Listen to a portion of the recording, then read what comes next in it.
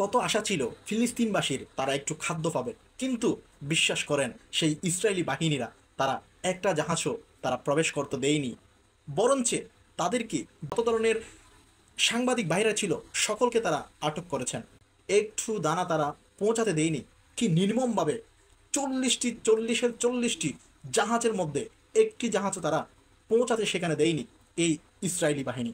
দেখেন পৃথিবীতে মানুষ কতটা নিষ্ঠুর হলে তারা এই সমস্ত কাজগুলো করতে পারে, বরঞ্চ তারা সেখানে বিভিন্নভাবে তারা কিন্তু আঘাত করছে। তারপরও ফিলিস্তিনবাসীকে তারা একটু খাবার তুলে দিচ্ছে না, বরঞ্চ তারা তাদেরকে মৃত্যুর দিকে তারা ঠেলে দিচ্ছেন। এটাই হচ্ছে সেই ইসরায়েলি বাহিনী।